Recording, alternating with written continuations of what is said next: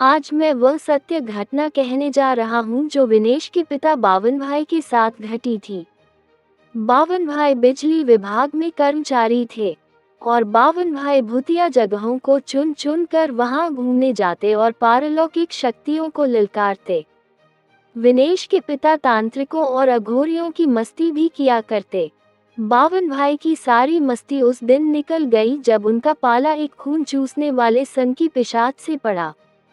हुआ ऐसा कि दिवाली के अगले दिन पड़ने वाली काली चौदशी के दिन बावन भाई नौकरी पर जा रहे थे।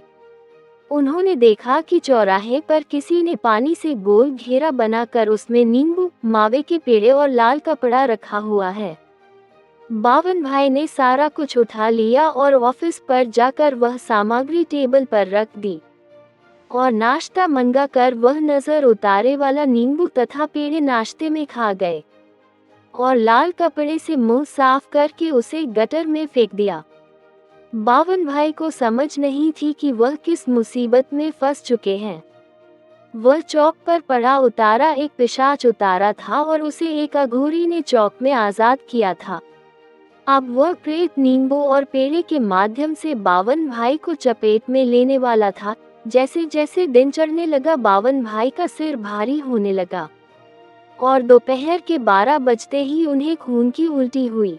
सारे ऑफिस कर्मी ये देखकर भौंच के रह गए और तुरंत बावन भाई को अस्पताल ले जाना पड़ा। डॉक्टर ने उन्हें ग्लूकोज तो लगा दिया पर पिशाच नाम की बीमारी को भला डॉक्टर कैसे भगाए। रात 12 बजे से पिशाच ने तांडव शुरू किया। बावन भाई के पेट को कभी फुला देता तो कभी अंदर कर देता, कभी उनके सामने आकर नाचता तो कभी उन्हें काटने लगता, कभी उसका गला पकड़ता तो कभी उनके कपड़े फाड़ देता। बावन भाई को तुरंत अस्पताल से घर ले जाना पड़ा, जहां उन्हें बांध कर रखना पड़ता था। मेरे दोस्त के पिता की ऐसी हालत देखकर बहुत दुख होता था। उनकी ऐसी दशा 3 महीने तक रही। इन 3 महीनों में वह एक कैंसर पीड़ित रोगी जीतने कमजोर हो गए और उन्होंने सबसे बात करना तक छोड़ दिया था। उनके घर वालों ने बावन भाई को ठीक करने में कोई कसर नहीं छोड़ी।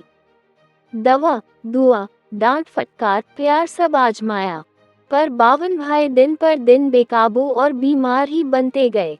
अंत में डॉक्टर ने भी हाथ खड़े कर दिए और कहा कि इनकी बीमारी हमारी समझ से बाहर है। तभी चमत्कार हुआ और एक अघोरी साधु बावन भाई के घर आया।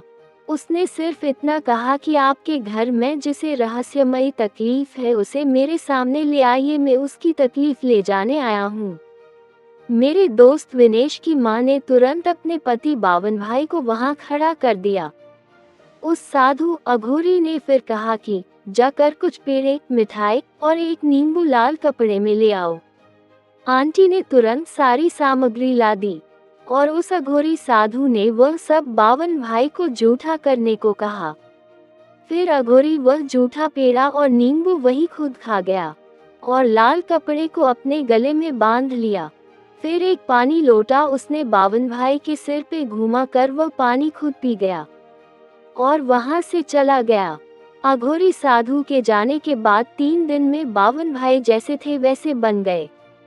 और अजीब बात यह है कि बावन भाई को ये तक याद नहीं है कि खुद की हालत क्या हुई थी और आज भी वह भूत प्रेत, चुड़ैल, पिशाच में नहीं मानते हैं और मन मर्जी से पारलौकिक शक्तियों को ललकारते रहते हैं और मजे से जिंदगी बिता रहे हैं।